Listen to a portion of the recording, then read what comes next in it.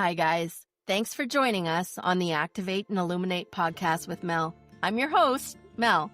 Together, we're going to be diving into some stories of ordinary people doing a little bit of extraordinary things. People who've maybe pushed their bodies, their mindsets, or maybe society's paradigms. So you're going to find yourself maybe wanting to laugh, cry, or even be inspired. We would invite you to share, like, and subscribe, to sign up for our newsletter as well on activateandilluminate.com. Now, just keep in mind that this information that you are going to hear is informational and educational for entertainment purposes only. This does not constitute professional advice of any kind. The views expressed are those of myself and guests only. Listeners are encouraged to seek professional and legal advice regarding their own situations. So, thank you for joining us. We appreciate your time, and thanks again for being here. Well, hello. Today, I have an absolute honor. Her and her son were featured in the Telepathy Tapes, and I am speaking with Caroline Coleman out of the UK. Now, Caroline and her son have a fascinating perspective on telepathy, and I think this conversation is going to be of a spiritual nature, of an introspective nature, and we're probably going to learn a lot that we did not know. And I know that just from my own experience, listening to this podcast, the Telepathy Tapes, it shifted my perspective of non-verbal autism, and it shifted my perspective. So welcome, Caroline, so much. And thank you so much for being here. Oh, thank you, Melanie, for having me. It's an honor to share our journey with everybody. Yeah. So can you tell us a little bit, give us the 100-foot overview of, your journey when you first understood what you were dealing with, and then maybe the shortened version of when you started understanding that there was perhaps something else at play in how you were communicating with your son. Well, I think from the moment Kyle was born, I knew that we were going to take a very different journey. I've had 3 children. He's got an older brother and a younger sister. And, Carl's my second child. And I just knew from the moment, I'd physically had him and I was holding him in my arms in the delivery unit, that my life or my journey with Kyle was going to be very, very different. And I don't know how I knew that other than mother's instinct, I guess. And Kyle, said he was born a happy, healthy baby. He was reaching all his milestones as a growing infant, and he got to about 15 months, I guess, and I started to notice some changes. The whole early parenting of Kyle was so intuitive. He was a very sensitive baby, even though he was bright and was developing without me having to be concerned in any shape or form, that he was meeting all of his developmental stages as a young infant. When he got to about 15 months, he started showing me some changes in his behavior, which didn't concern me to start with. But after a few weeks in, I was then beginning to become a bit worried that, there was a lack of eye contact. He didn't want to be picked up. The language that he did have seemed to just dissolve overnight. He wouldn't sleep. All of the textbook classic things were all coming into play. And of course, 37 years ago, Carl's, but actually it was 38 years ago. I was 39 now. And I didn't know what autism was then. It was quite rare. And I remember sort of absolutely not knowing what was going on, and took him to the doctors, and they said, well, he seems pretty healthy, hasn't got a temperature, and we can't see anything obvious that could, it could be the beginnings of the terrible twos and all that type of thing. So I was still like, that didn't sit with me, but I knew we had this deep connection. I knew there was something that was going on beyond language. It was feeling, it was sensing, it was kind of etheric somehow. And I didn't know what type of communication was, other than it did feel telepathic to me. But again, it was something that I didn't talk about. And then, of course, after a few months of all of the, I call it the fortress of the autism came in. Kyle got his diagnosis. He was young when he was diagnosed, and you're given you're sat in the doctor's clinic, and the specialists are saying, well, this is a lifelong condition. There's no known cure. And, Kyle will be autistic for the rest of his life. And even those words didn't land on me. I sort of sat there and I was like, okay, you're the doctors or you're the specialists. I'm not saying that that's not what the diagnosis is. I didn't challenge the diagnosis. But what I did challenge was the lifelong condition, that Kyle will be autistic and he will never achieve anything. And that's what I did challenge, because I knew he was going to show me something beyond what we know to be, the normal world or the world view, and that his autism, or the world that Kyle lived in or lives in still, he's in his own realm. I knew deep down inside that it wasn't about trying to get him to come to my world and see the world through my lens, but it was about me learning how to go to his world and connect with him, through his environment, what his environment felt is to him, his own unique view, his own unique beingness wherever he is. So I knew back all those years ago, it was about me learning how to do that. And that's where me and Kyle was going to deeply connect and understand each other and share our kind of consciousness. And then I guess, fast forwarding, about probably about 15 years ago, I, started to show an interest in music, mainly through music therapy. And we discovered that he had, with his wonderful music therapist, we discovered that Kyle had a whole catalogue of musical songs and tunes in his head. And we had a lovely music therapist came to the house, and she said, was making a cup of tea, and I just said, well, I'll go into the kitchen and I'll leave you guys to it. If you need anything, just let me know. And then I could hear this music playing in the kitchen, and all of a sudden I was like, wow, okay. And then his music therapist came into the kitchen after me hearing this music playing, and she said, come in the living room, come and see what's happening. So I went into the living room, and Kyle was sat there playing the keyboard and singing.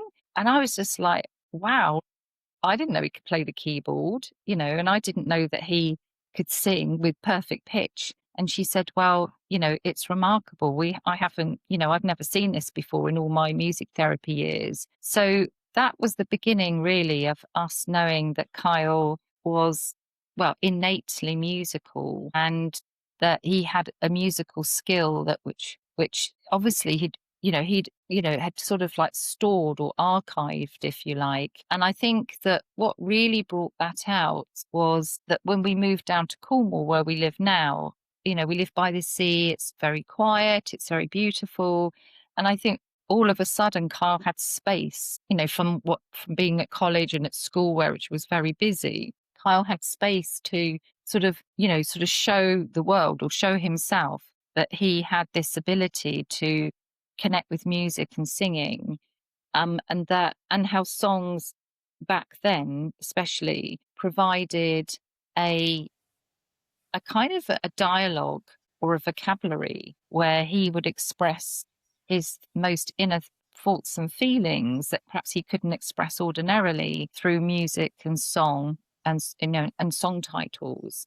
And then that became like a language where I could then understand Kyle where he was, in the physical world, not in the more spiritual, the more energetic, but in the physical world. He was able to kind of convey and transmit, what was going on inside of him through music and through singing and, playing instruments and things. So, I mean, that was a huge doorway that opened for us. And once I knew that, and I know his music therapist said, right, now we'll throw everything we've got at him and see what he can really do and where we can go with this. So, he was having music therapy twice a week. He still has music therapy now after all these years.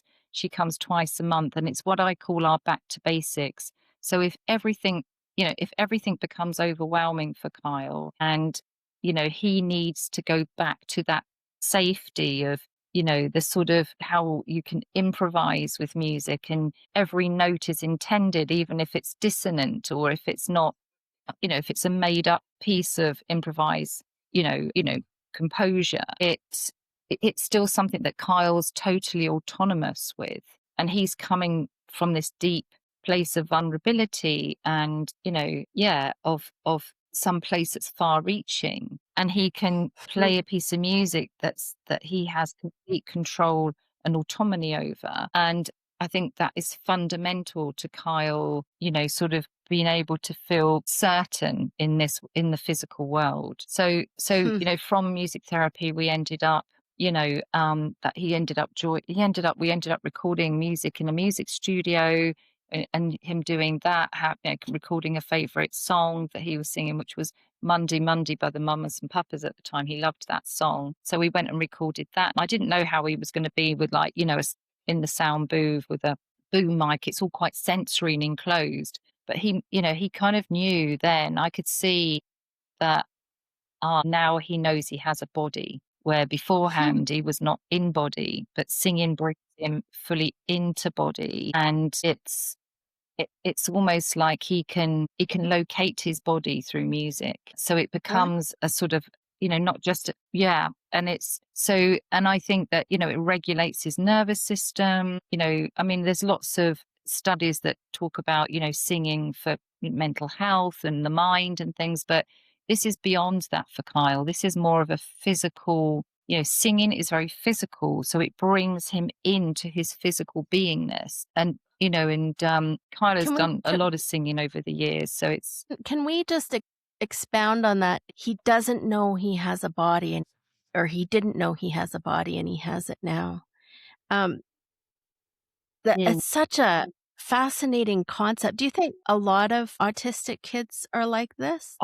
Yes, I do. I think, there's a lot of children who, they find physical movements difficult, or, there's a lot of motor challenges, in their motor skills, which is quite challenging for them. Kyle didn't really have that. He's always been really dexterous and very coordinated and, is great at kicking a ball and catching a ball and all that type of thing. But it's more kind of like knowing where he is is in his location, how far the door is away from him, or, he run on his tiptoes when he was little, which is quite typical. But singing somehow enabled him to arrive. And I think through that arrival, he then now knows why he's here. So it's a much more transcendental kind of, it's almost like the opposite of what we're trying to do. We're trying to get out and experience that kind of vast, landscape of awareness. And he's like, okay, I can do that, but I need to funnel myself in and be present and know why I'm, but rather than just being out and floating around, or, his awareness is very, as a lot of them, their awareness is, it's vast, it's kind of expansive. So it's difficult for somebody that has that expanded awareness and where they don't have the same filters as we do. So music and singing for Kyle especially has enabled him to kind of, bring himself into body, and then, he's witnessed, he's observed, he knows he brings joy to people when he sings. He has a very, very beautiful voice. He's pitch perfect. And Kyle has he has a natural tone to his voice. It's very resonant. So I know somebody once described his voice like tuning forks, and they said, God, his voice does something. And I said, yeah, it does. And he almost has an overtone to his voice. There's this kind of, like a harmonic to it, because his body's like, almost like he can create the harmonics within his own vocal range. And I think he's experiencing harmonics when he's singing. It's not just singing, he's experiencing a whole physical harmonic, sonic, transmission from voice to body. So I think that there's something very earthing and grounding and all-encompassing for him, which then gives him this kind of certainty that singing and music is something in which he can totally embody. Now, you said something a little while back. You said, so now he knows why um, he is here. Can you explain his perception of what he feels his gifts are to share? Because as you're talking and you're talking about this resonance, and as someone who has experienced tuning forks quite a lot for years and years, I know the power of that resonance, of what happens to other people's bodies when they hear something and their body steps in line to that resonance. This is the first time, Caroline, that I've ever thought of that voice in the singing as transmission of resonance in this way. It's fascinating to me. So yeah, when you talked about Kyle knowing his, I can't remember your exact words, but knowing a little bit about his purpose and why he was here. Can you tell me more about that? Does he say anything about why any of this for himself? I just think it's like, it's watching his journey, it's Mhm. watching, it's observing and it sort of lived experience of Kyle's journey from being very, shut off. Like I said, in the early days of his autism, which I called a fortress, he was shut off from the world. It was, his he seemed so distant and far away, where once we'd found that music was a way in which Kyle could relate to this world, was like almost like he then could, embody himself. It's almost like he could return somehow. And I don't think Mhm. Kyle was ever going to be not autistic, And if you said to me, well, would you change Kyle? And I would say, I'm going to say no, because this is the only Kyle I really know. If Kyle could answer that question himself and say, well, yes, I would like to be different, or I'd like to be, sort of neurotypical perhaps, then, if he could express that himself, then, that would be his choice. But for me, would I want Kyle to be any different? I know my answer is I just want him to be who he really is and what he's here for. Just as, we all want to know, what our purpose and what our predisposition, our predilection is to be on this planet and to offer that to humanity. And Kyle's no different. In fact, many of, our non-speakers all have that same, North Star or, life purpose, life path. Why wouldn't they? Just because they're Mhm. non-speaking. I think, music for Kyle has been a way in which he's come into himself. He's shown his own sense of achievement, that he has this ability to sing and create beautiful music and bring lots of joy to people through them listening to Kyle and experiencing his voice. So I know that he's receptive to that it's not Mhm. just him singing and then he's blanked off again.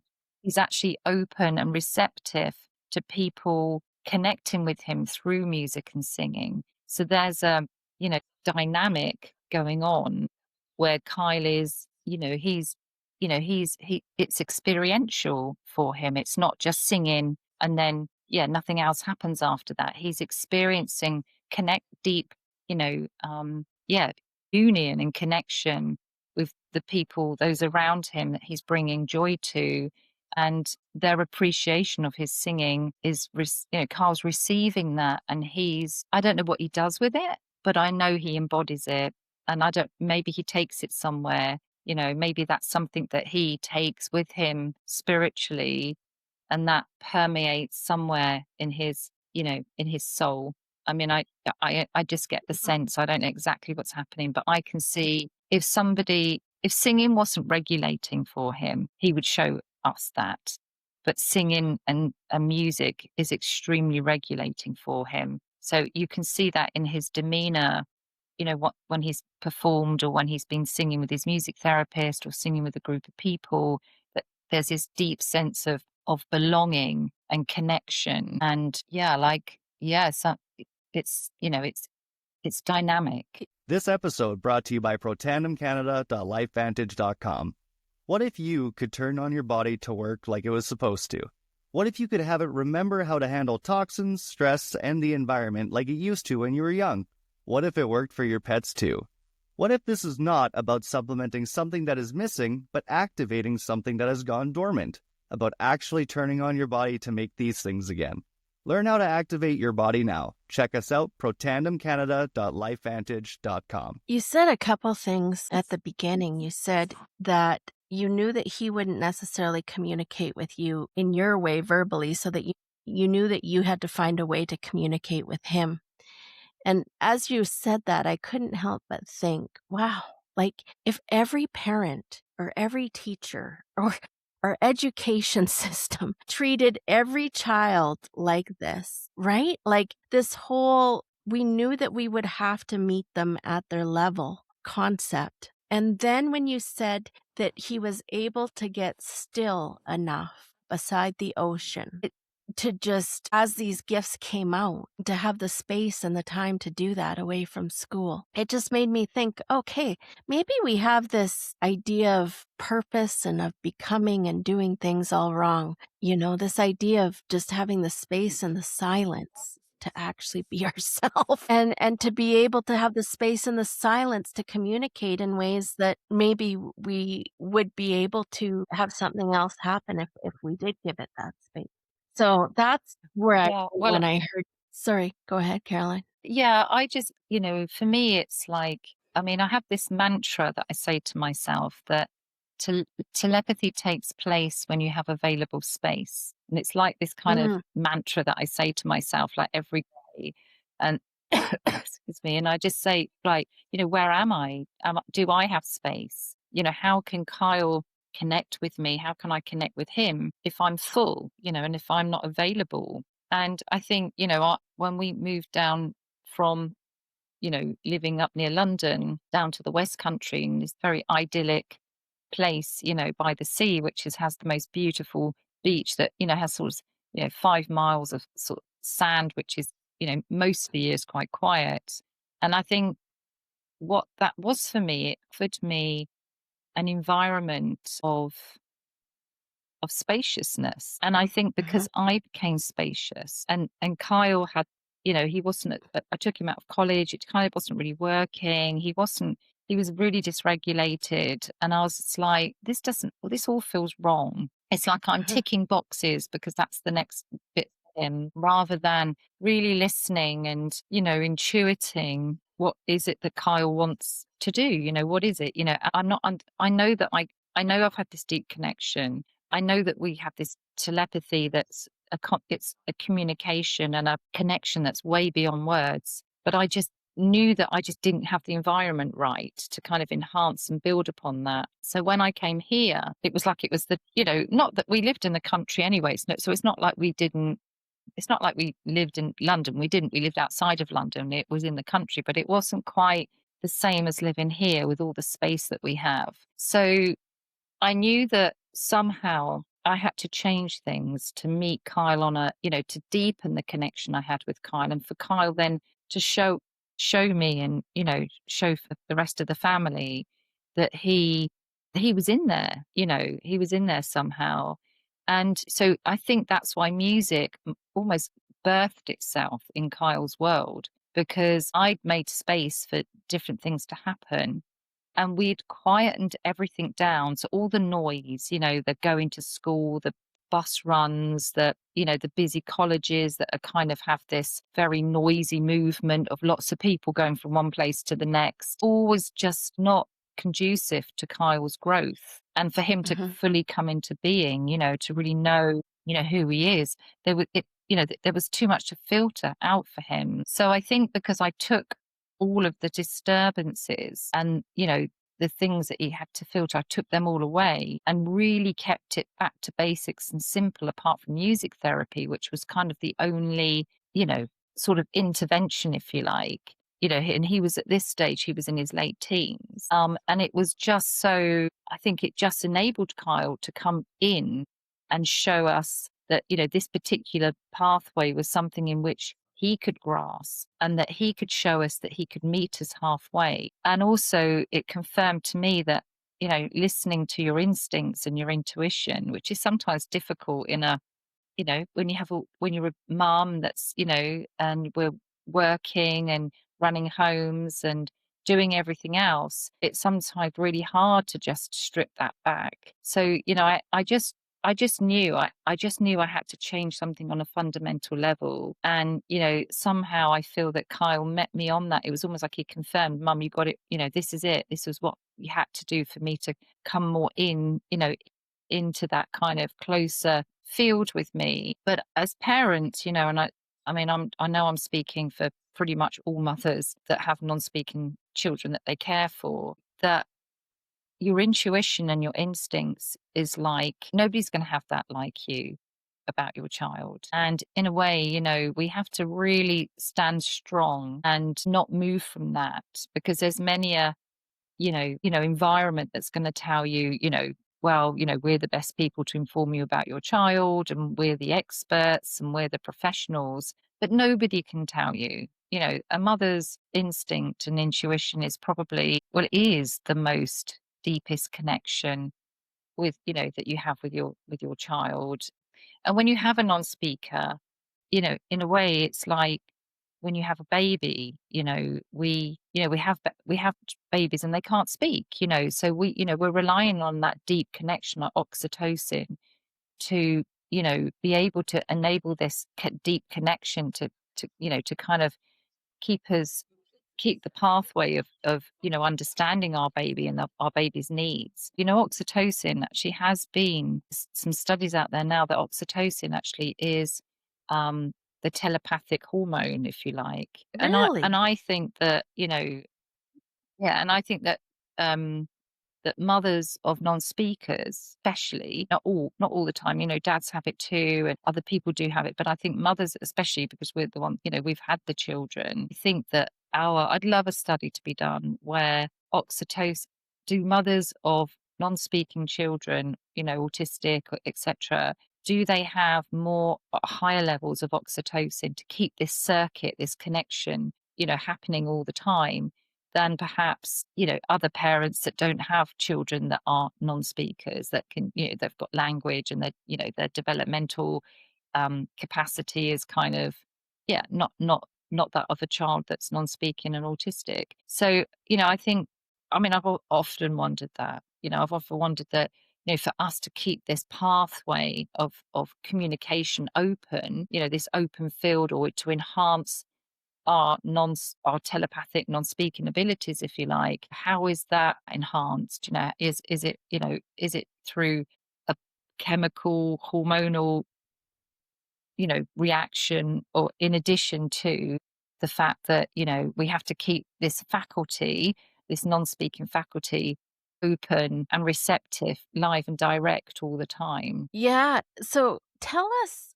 how you communicate with Kyle. Like, so tell us how this happens, or where it happens, when it Mm. happens. So yeah, so we communicate in dreams. So that's an area that, through lucid dreaming, Kyle, I know I'm dreaming with Kyle. I sort of, rather than just being in a dream and going about the dream and then waking up, I'm kind of fully engaged in Kyle in dreaming. So it definitely comes to that communication at night, definitely is through dream time. And then during the day, really, when I feel him sort of connecting in, as I call it, it's almost like I go into a waking dream state. So it's Hmm. quite a dreamy feeling. And, I always feel that I can sense him, it's almost like I can feel him now. He knows I'm doing something. He doesn't know what I'm doing, but he's in the other room. And, Yeah. there's this sort of, yeah, it's almost like a dreamy awareness that I enter. And I think it's when it enables me to go into space. And I know that, if I'm in my head and I'm busy, I'm not going to connect with Kyle. So that's what I said, telepathy takes place when we have available space. So it's about me being available to Kyle. And if I'm available, then he's able then to, it's almost like, you can see where the space is available and he can enter that with his thoughts or his transmissions. So for me, it's just about going into like a dream space, or a very So quiet, mind stillness, if you like. And then I get this feeling like he's almost stepped in, like a stepped in mhm. feeling. And sometimes he will project pictures at me. So it might be an image that he might want me to see. It might be like he wants to go out in the car, or he wants to go swimming, or something in particular he wants for dinner. And then I will I will read that. I'll read that picture. And then I do the same for him. So, for instance, like if I'm thinking about cooking dinner, I might have a picture in my head about potentially what we might have. And then I'll say, oh, what would you like for dinner, Kyle? And if it's something like, I don't know, yeah, something like sausages or something, then I'll put that picture in my head. And then he's like, he reads the picture and then he'll say sausages. He will say that. He does have a few words he says. Okay. So I think he has ability to read pictures. But when we're doing music together, it's not about pictures. It's about literally joining each other in the field. And there's a unified connection that's kind of heart. It's like all encompassing. It's like heart filled. It's like being open. It's being in the moment, in presence, and completely autonomous. So it's about Kyle, totally in his own, competence of where he is and what he can do in that field. And Hmm. actually, for me, it's clunky for me. I have to kind of like almost recalibrate myself to kind of be more in that field with him because, my, you know, Yeah. my daily way of orientating is kind of quite windy and, I've got things to do. So I have to change, I call it bandwidth. So I have to come out the first bandwidth. Second bandwidth is like pictures. Third bandwidth is a unified field. So I'm changing bandwidths when I'm connecting more Kyle on a more sort of deeper musical level or just, dreaming, however we might connect. So, Caroline, tell me about your understanding of the hill that they talk about on the telepathy tapes. Hmm. Well, I'm not sure. I'm sure Kyle connects with it. I mean, I can see him sometimes go far away. I mean, he's not out of body, but there's a sort of a far awayness to his demeanor, if you like. And I do Mhm. wonder if he's going to the hill or connecting with, other speaking individuals where they're communicating. I I don't have any insights to Kyle being on the hill, but I do feel him sometimes go far away. And I wonder, and he doesn't look dysregulated or anything like that. It's not like he's distressed or, he's doing anything that looks like, he's going to run off or anything like that. Yeah. He's not acting it out, but there is this kind of far away look to him. And I do wonder if he is, you know, relocating somewhere hill like. There was a lady, one of the mums that I know through my group, and she talked about her son and that her son, he's a speller and he spells. Kyle doesn't spell. And she did Okay. say that her son has mentioned that Kyle and her son meet on this grid. There's like a grid that they meet, and there's others that meet on this grid. So I don't know if that is like another version of the hill, but potentially it is. Yes, but there's this kind of grid kind of meetup environment that they telepathically or they bilocate energetically that they go to and they share experiences. So yeah, as I said, I'm not sure about if Kyle actually goes to the hill, or I do feel that the hill, there's more than one. That's just my vibe, that there's more than one kind of hill and there's different hills for, you know, there's different places where they meet in these kind of non-physical spaces. I think that's what I'm going to say, Millie. That feels right. That there are meeting areas that are non-physical, and I do feel that I'm almost certain, should I say, that Kyle is by locating to some of these non-physical spaces with other people that are able to do that, and he has some kind of communion connection there. Hmm. So, what role do you believe that the telepathy tapes is playing in expanding our consciousness and potential? I think,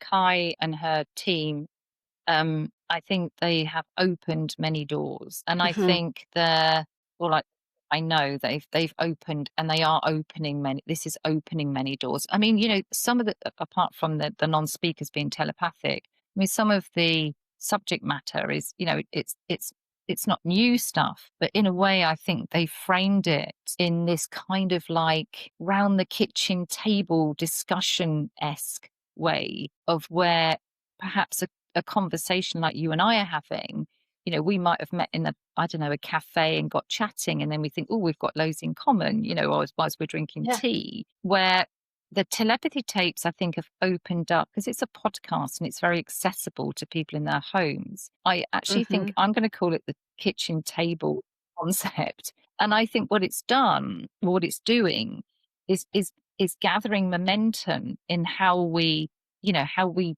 explore consciousness and what consciousness is. And I think it's, you know, tip of the hat to Kai, 100%. I mean, I've met her because she came over last year to film for the documentary, and Kyle and I are in the documentary. So she came over and I met her brilliant team, you know, just, you know, phenomenal people. And I think what it's done, it's bridging the gap. It's bridging the gap from, you know, sort of the science, you know, the paranormal science aspects.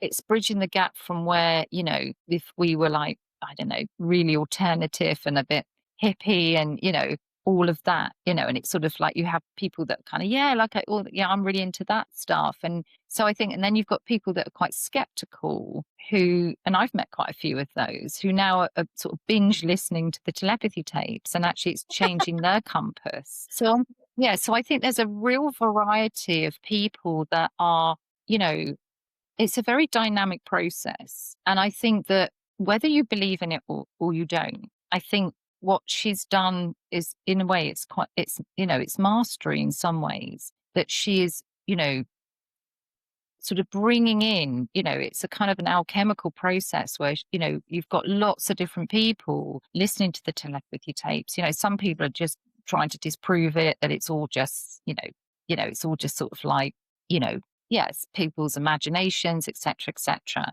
But I think that, you know, the barometer, the needle has gone over to such a degree now where most people have had a kind of telepathic experience. You know, most people have known that if that friend was going to ring them, or, you know, that email, you're thinking about that person, that email comes in and you haven't seen them for about 3 or 4 years, you know, or, you know, just that kind of coincidences or those serendipitous moments. Most of us have had something like that in our lives. Now, whether or not we see that as telepathy or, you know, some psychic thing going on, some spiritual thing going on, I think most people would agree there are some things that we can't explain, you know, through science or through deductive reasoning, that certain things happen outside of reason. They happen in the field of awareness rather than the mind. So I think what it's done and what it's doing is opening up a whole avenue of what awareness actually is. You know, an awareness, you know, when we become aware, telepathy is part of that. It's not all of it. So awareness is an ever, you know, infinite state of of moving into a wider, infinite field of becoming aware of oneself in the many dynamic, multifaceted, quantum aspects of what we're capable of as human beings and beyond. So I think what it's doing, it's, you know, we're not just one bandwidth, we're not just a straight line, that we are so much more than that. If we choose to explore it, that's up to the individual. You know, it's objective to us if we want to explore that. So I think, you know, telepathy tapes are a very, you know, they're part of this new tapestry of how we explore what awareness is, and how in our lifetime, whether we choose to keep expanding into that, or do we just stay in the bandwidth, the parameters of what we know? Yeah, and happy to do that too. You know, that it might be something that some people don't want to explore or expand into. But I think, you know, we are moving into this curiosity, and this, yeah, this one. It's almost like wanting to know what's on the other side of the hill. You know, to pardon the And the pun. hill, I mean, is And I think, hill is a concept that most of us, you know, hadn't even heard about until a year or two ago. This idea of mm, an actual location, an actual meeting ground or meetup group. It blew everything out of the water of what I had thought about, even astral projection or, you know, out mm, of body experiences. It changed my perception. So do you think these conversations are helping us as individuals or as humanity remember more about who we really innately are? Yeah. Yeah, I really do. I think they're very activating. I think, people's Mhm. conversations now are very rather than non-active. So it's this sense of there's something beyond the seat, the thing that you can see with, in front of you. And it's, we talk about plasticity of the brain, plasticity of memory. So what about plasticity of awareness? How do we change position on the chessboard to see something from a different perspective? So, if you were saying, oh, well, I don't believe in telepathy, and then you have a telepathic experience, however that may be, whatever that experience may look like. So by having that experience, you've already changed position on the chessboard. You've now got an in contrasting experience from not believing in it to actually, well, I've had some experience that could be telepathic. And it's only Mm. logic and rationale that will come in and say, well, actually, it's not.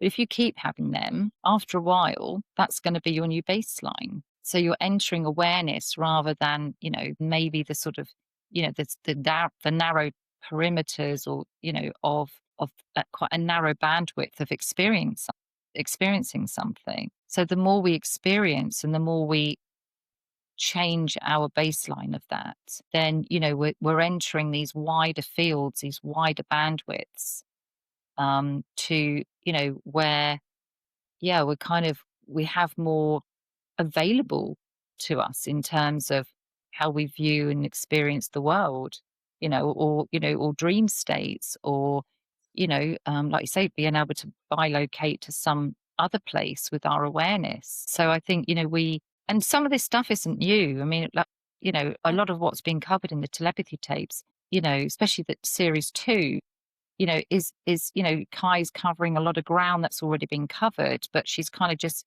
you know, giving it a sort of a different holding form, if you like. It's just sort of I said it's about bringing these concepts to the kitchen table a bit more for discussion and exploration and, and lived experiences.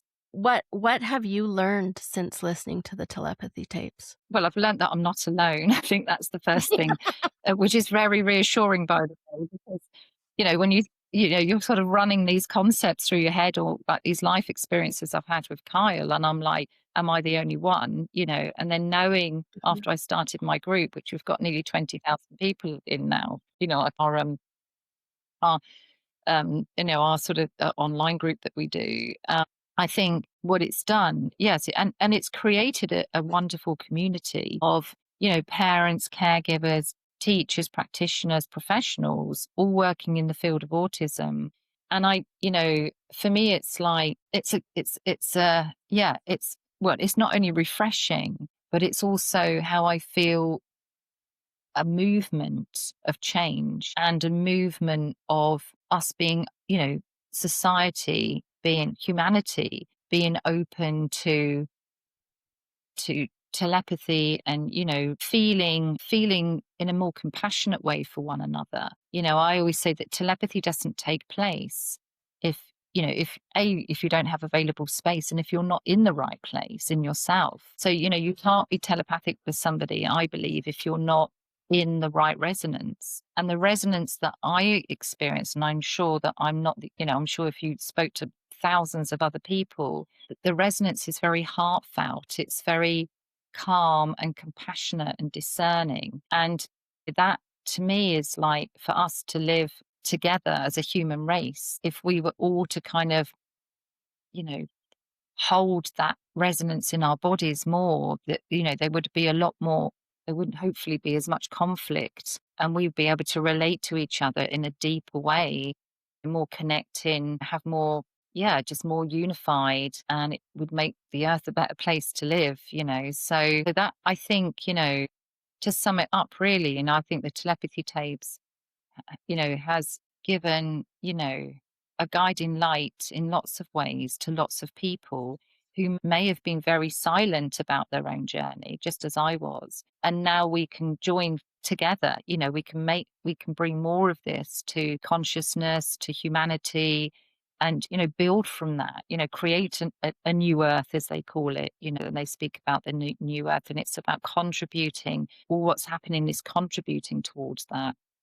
And the podcast and the documentary, when it comes out, sort of sometime this year, I'm not quite sure exactly when, will be yet another, another facet, another contribution to how, we relate to one another. Yeah, I agree. Even just you understanding as he was born that you were going to relate a little differently. I find that fascinating, just that intuitive hit that you would have to just connect a little differently. I mean, you had already had children, you already knew the ropes, and just that intuitive thought of understanding that, something else would be required. I find that fascinating. Um, I think what you're saying is right too, about when you talked about us being able to still enough for just about anything. So many people over the last 5 or 6 years, and just their experience through these shutdowns and different things, that stillness gave them keys of awareness and or different things that they would never have had. I remember my sister saying to me one time, she said, I never would have realized that had I not been laid off for 6 months and had been able to be still and to just actually be able to feel what she was meant to feel. And I think so much of what you say here is just such a good reminder to all of us that, whether it's the college, whether it's the school, whether it's the job, whether it's the whatever it is that you're doing, the important part of that happened when you went and got still. Yeah. Yeah.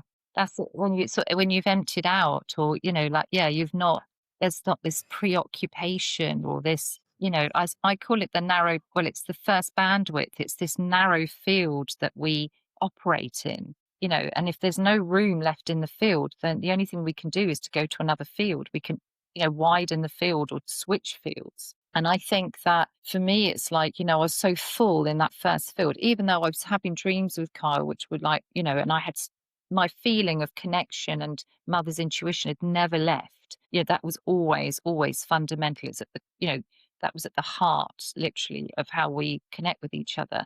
But, I still filled up. I still had everyday stuff that I was dealing with. And moving to, I moved away from where my mum and dad lived, and I knew that I didn't want to leave them behind, but I just knew I had to change location. And there was something about coming to where we live. It's a very beautiful place in Gwydion. It's, it's got this beautiful beach with, just this, it's special. And I just knew that I came here on holiday, and I thought, right, this is where I'm going to live. And that's how certain I was. And I kept saying to Kyle, is this a good place? And he'd nod and yes, he'd say yes, and I'd say, right, I'm going to see if we can try and live here, Kyle, by the sea. Kyle loves water. It's really healing, and it's cleansing, and it sort of like takes away it takes away all of the kind of, like the kind of, like, trying to find the word for it. It's almost like it takes away the chaos, and it takes And the away distortions. like the yes, and the Yeah. distortions. Yes, it takes all of that. It's almost like not only was it taking it away from me, it was taking it away from Kyle as well. And then I think, because we moved, and, all the things that Kyle had up country when we was living there just wasn't there anymore. So life was really simple for about a year. We were just beach walking, eating healthy food, listening to music, just exploring this beautiful landscape here, which was nature and space. And in a way, that was a remedy in itself.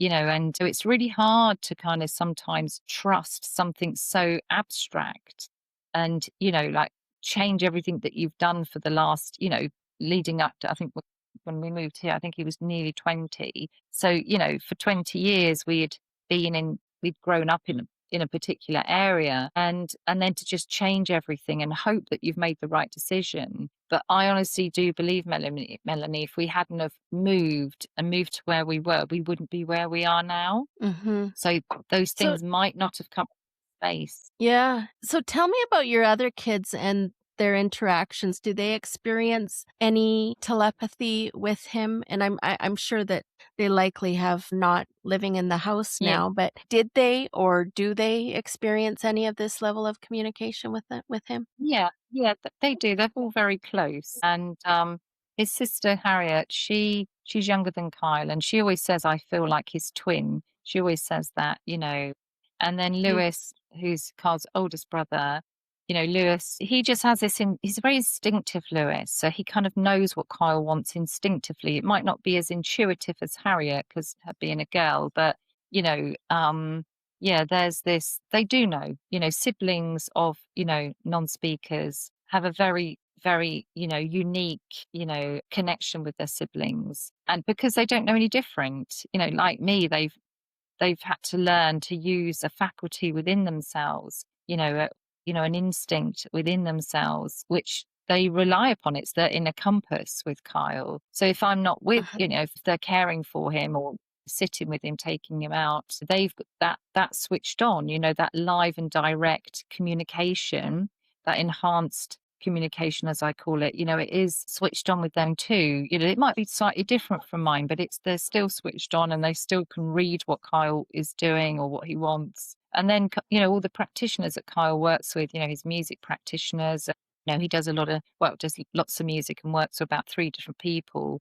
They've all got the same, they've all learned, because they've been working with Kyle well over 10 years now, sometimes, if not more. And they've all learned somehow over the years to enhance their non-verbal connection with him. I mean, they speak to him just like we're speaking now. I mean, they don't talk to him any differently, but they're also really good at reading the field. So they Mhm. can read where Kyle's at and know if they're overloading Kyle too much, or, you know, to sort of make things simpler. Or Kyle's a visual learner, so he's really good at sort of just looking and watching and then copying. Yeah, so I think I'd say not just his siblings, but everybody that works with Kyle or is close to Kyle, or, you know, his been in, you know, has known Kyle over the last, say, 15 years, they've all learned how to switch that faculty on, that enhanced communication. That seems to be something which, you know, they've developed within themselves by working with him. It's almost like I see in my mind, you know, all of these nonverbal autistic kids or people that are maybe communicating a little differently than the norm. If you think of the idea of the norm having to oscillate or come, you know, a little bit further away Mm. from their natural environment to be able to be more intuitive. Uh-huh. Imagine what that's actually going to do over a length of time as, you Mm. know, the world kind of adjusts, telepathically, Mm. intuitively, spiritually, however it is. Over time, we're going to see such a shift towards different avenues of communication than we've maybe seen Yeah, prior. I just find it so fascinating. So tell me, yeah, yeah. I know we can't talk forever. I wish we could. I feel like we could go for hours here. Tell me, out of all of this experience of your life, I know that you were, you know, communicating along before the telepathy tapes came along, but all of this experience of your life and this show and meeting these people, is there any unified message of hope that you would give to others that are maybe experiencing this?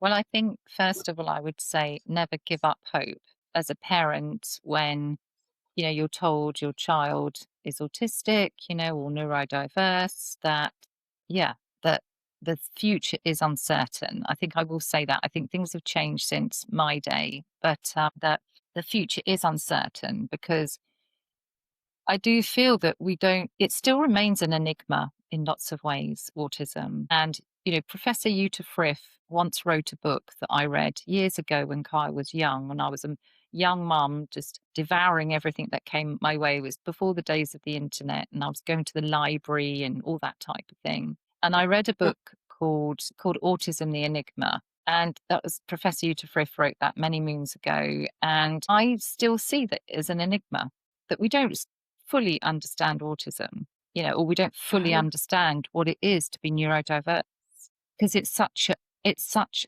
an expanding landscape of the unknown. Because I think what it is, it's, you know, it's human consciousness not being boxed in the mind, but, it's an ever expanding field of awareness. And I think that if parents that have got young children in the early journey, as I was in that early journey many moons ago, that allow your child to show you the way. You're the expert, you're the one that is the rudder to to them leading us into a new way of understanding, consciousness and what it is to be human. So I think, for me, it's about never give up on that. Never think that, that just because you have a child with autism, that your life is not going to be enriched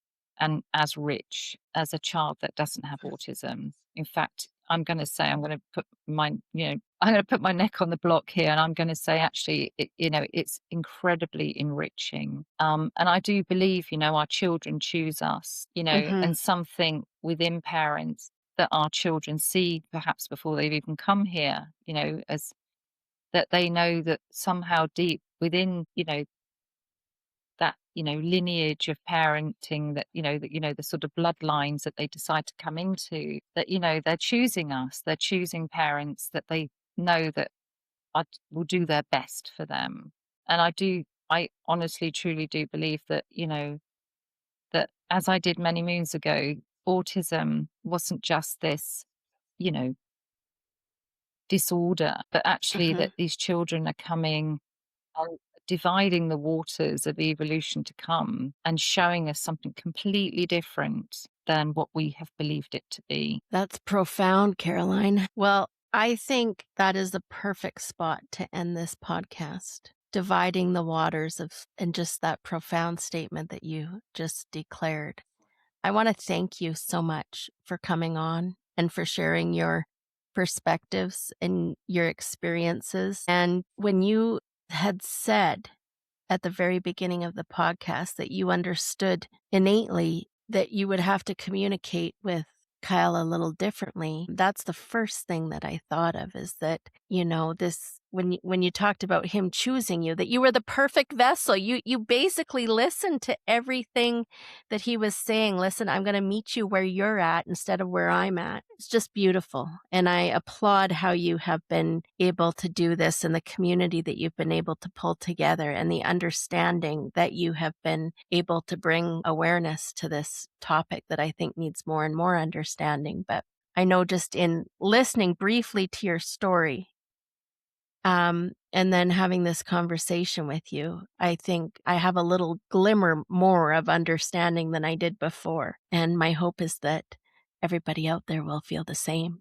Thank you so much for coming on.